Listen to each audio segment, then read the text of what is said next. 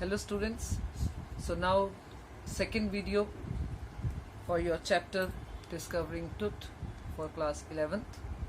So in this chapter, in the previous video, we have already seen that now the coffin was opened and curious people, curious tourists were coming to see the mummy, and ultimately now the time had come when they wanted to take out the mummy from the coffin for CT scan. Everything, or every, we can say, nest or every portion they opened, and they found one or the other thing in the coffin, not only the body. But now they wanted to take out the body for CT scan, but now only the problem started. The problem was that they were not able to take out the body because of that sticky substance. The body was stuck to the bottom of that coffin. Now what to be done? They tried maybe every natural way, okay, to take out the body.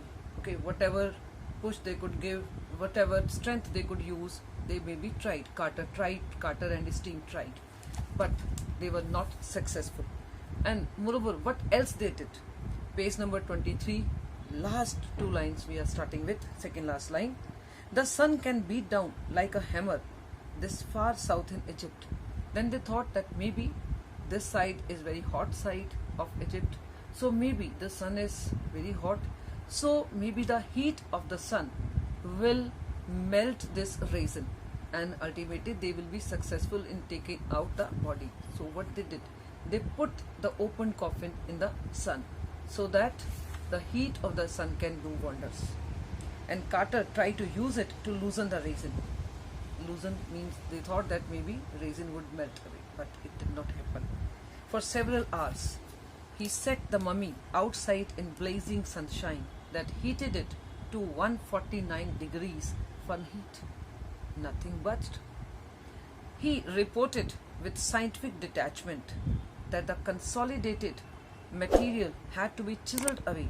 Now he reported with scientific detachment. Reported means actually afterwards, when Zahi Hawass was not happy with what he had done with the body, so he was asked to give a reply in return.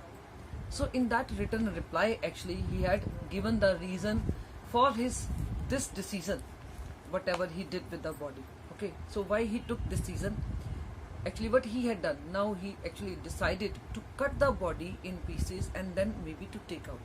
Then it was easy for him to cut the raisin also. So this he did, and afterwards he gave the reason why he did it. Okay, the consolidated material had to be chiseled away from beneath the limbs and trunk before it was possible to raise the king's remains. This is what he told, that now only one thing was left, that to cut the body, and that's why he cut the body. And ultimately he took out the body, sew back the body, and now they took the body for CT scan. In his defense, Carter really had little choice. Now this is what he said, that I had little choice. I was not having many options now left. If he hadn't cut the mummy free, thieves most certainly would have circumvented the guards. Here circumvented means befooled the guards. Actually this is the reason he gave. He said why I took the decision, okay, why I could not wait for more days to keep the body open and I took the decision to do whatever we wanted to do with the body, to take out body for CT scan and cut the body and then take out. Why he did so? He said because I knew it very well that now the body was open to everyone, and the whole world knew that this body is not only a body over here. Okay, there are so many valuable things also in the coffin. And he said if I had kept the coffin like that only, and I had tried certain other ways, okay, to take out the body or to melt the we can say raisins, then maybe he said my fear was that the thieves would certainly, because now everybody knows about it, so thieves would certainly come and they will befool the guards, and this way they will maybe steal the valuable things, okay, which is actually a part of royal family, royal treasure. So they may steal this treasure. I wanted to save that also. That's why I thought that the decision should be taken now. Okay, so this is what actually he wrote in his reply. So he said thieves most certainly would have circumvented, means befooled, the guards and ripped it apart to remove the gold. So he said that maybe for the greed of gold, even thieves would have cut the body, because naturally it was otherwise not possible to take out all the jewelry, and naturally they would be greedy to take each and everything, so they would have cut the body. And that's why I thought that whatever should be done immediately, not wasting any more time. In Tut's time, the royals were fabulously wealthy, and they thought or hoped they could take their riches with them. For his journey to the great beyond, King Tut was lavished with glittering goods. Now, actually, those days people thought that there is afterlife, and that's why they had put many valuable things in the coffin along with the Tut's body, and everybody knew about it. Okay, so what were these precious things? We have already read. You just do one thing, make a long list. Okay, so whenever you are to write some answer, that what were those valuable things, you should write all those also. Okay, which gave the proof that he was maybe he died in March or April. Okay, and then other things which he would be using on everyday basis, his favorite game or undergarments or razor, everything you should make a list. And now here also we have more things. Okay, so King Tut was lavished with glittering goods, precious collars, inlaid necklaces and bracelets, rings, amulets, ceremonial apron, sandals, sheets. Now amulets, I think other things you all understand, necklaces, bracelets, collars, rings, you understand. Amulets, those we can say threads. Sometimes you have seen maybe people wearing black thread, जिसको आप तावीज़ बोलते हो, that is amulets. A ceremonial apron, sandals. Okay, sheets for fingers means you can say maybe rings for fingers. Okay, this way you can understand, but learn this word sheets only. Okay, sheets for his fingers and toes, and now iconic inner coffin and mask, all of pure gold. Okay, everything was of pure gold. To separate Tut from his adornments, carters men removed the mummy's head and severed nearly every major joint. Okay, every major joint. Sever means cut. They cut every major joint. Once they had finished, they reassembled the remains on a layer of sand in a wooden box with the padding that concealed the damage, the bed where Tut now rests. So what they did, they took out the parts of the body, cut the body into parts, and then they put it in wooden box. Okay, they put the layer of sand, and then there only they put the we can say all the parts. They reassembled and then they concealed it. Means if you see this today, you see the body, you will never get to know that this body is in parts. So this is what they did. Archaeology has changed substantially. Okay, means which is in reality, we can say virtually it is a reality in the intervening decades, focusing less on treasure. Naturally, this is reality that today maybe forensic science or archaeology, they are not now interested only in jewelries and all these things which they get. No, now they, because of forensic science, we can say now people are more interested in the we can say other questions also. Okay, focusing less on treasure and more on the fascinating details of life and intriguing mysteries of death. Now you might have seen in the movies, in the plays also, that doctors, archaeologists, forensic science is there. Okay, they will get to know the reason, the age of the person when died, etc. So now in archaeology, forensic science is important now. It also uses more sophisticated tools, including medical technology.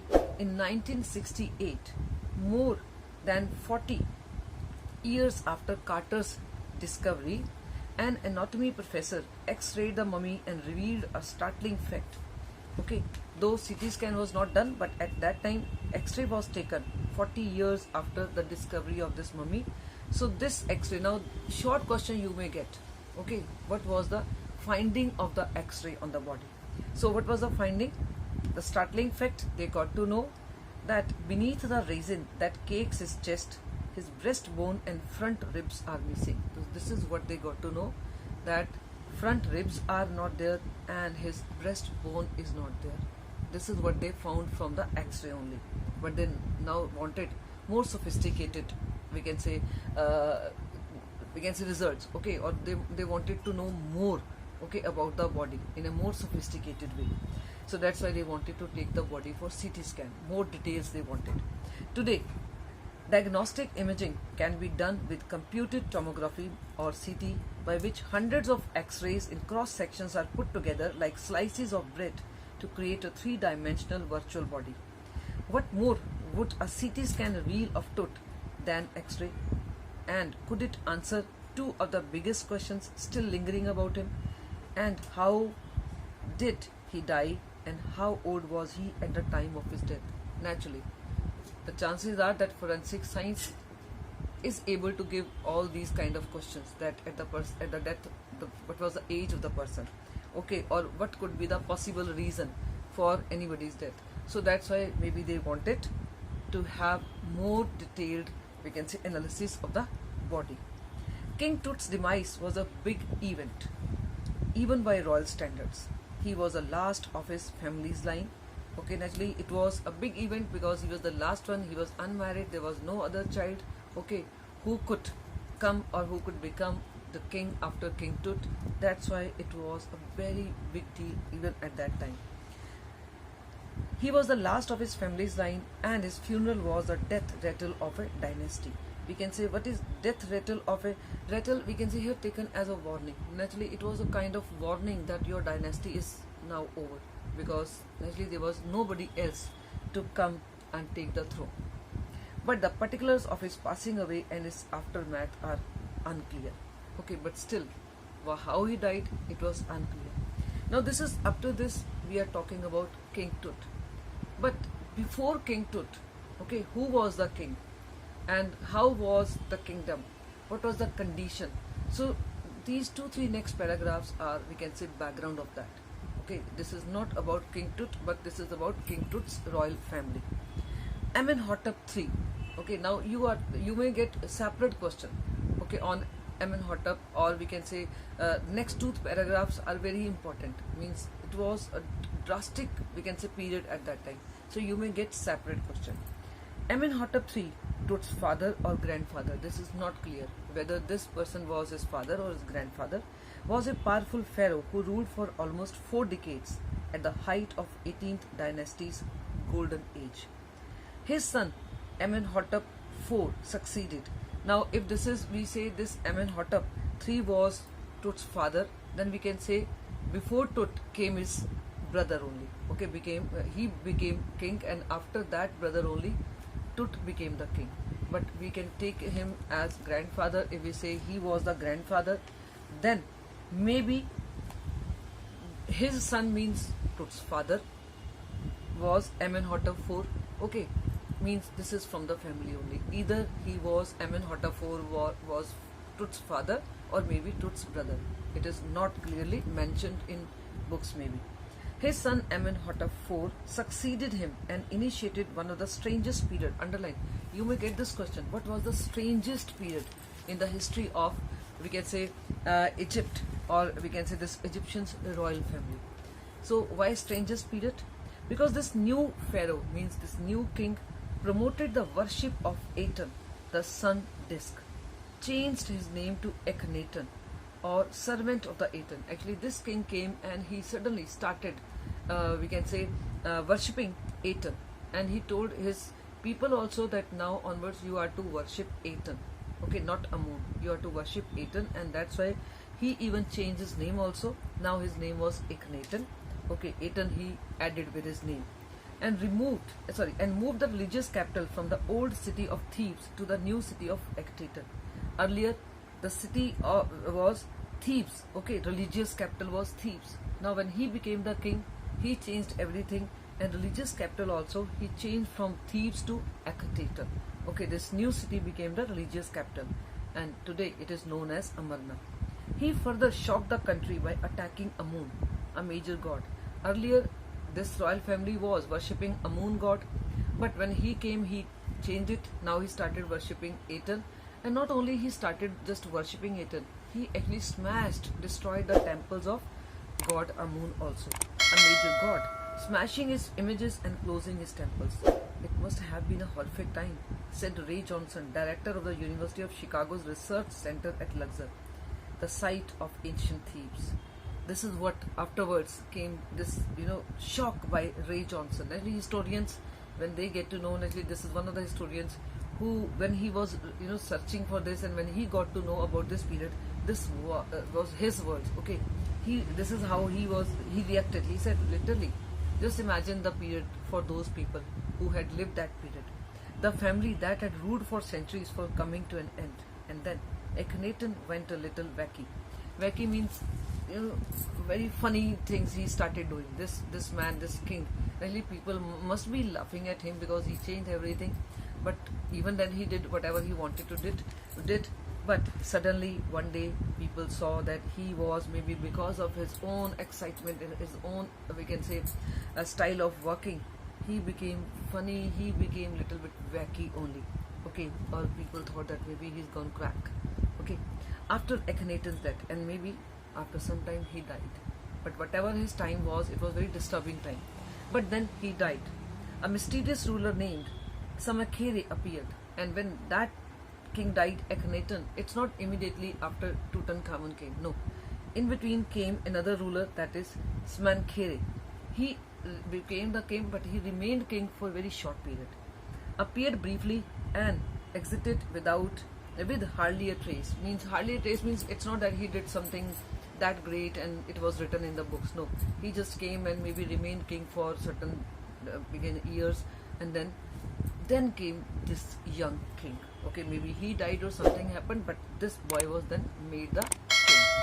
And then a very young Tutankhaten took the throne. King Tut, as he is widely today known. The boy King Tut changed his name to Tutankhamun. When he became the king, naturally at that time, because of Aten, his name was Tutankhaten.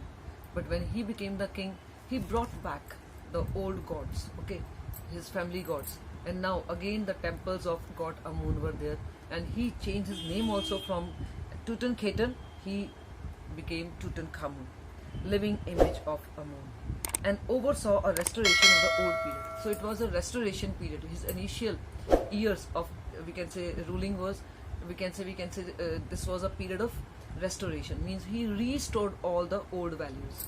The temples came back, people again started worshipping god Amun, etc. And oversaw a restoration of the old ways. He reigned for about 9 years and then died unexpectedly. This king, Tutankhamun, he reigned for 9 years. He ruled for 9 years and he died as teenager. So what is the last point of teenager? 19. So we can say that maybe he died at the age of 19. But before 19, he had already ruled for 9 years. So you can imagine, you can calculate, it means maybe he was made the king at the age of 10. And if we say he died as a teenager and maybe 18 age he died, it means he was made the king at the age of 9. So just imagine, he had already ruled for 9 years when he died. But when he died, even at that time, his age was not even 20. So maybe he died at age of 19 or 17 or 18. So in whatever way we take it, so that way only we can say that maybe he was made the king when he was 7, he was 8, or he was 9 only. Okay, he was made the king. But just imagine this boy who is just 10-year-old, and he becomes the king, and he restores each and everything. He brings back old values. So this intelligent king, this intelligent boy he was, but then he also died very young at the age of 19. I think we should stop here only. I think this much you have now read, understood, I hope you have. And now these 2 videos are with you. Go through these 2 videos, then only I think you will be able to understand 3rd video fully. Okay, I hope you are enjoying these videos, and I will be waiting for your comments.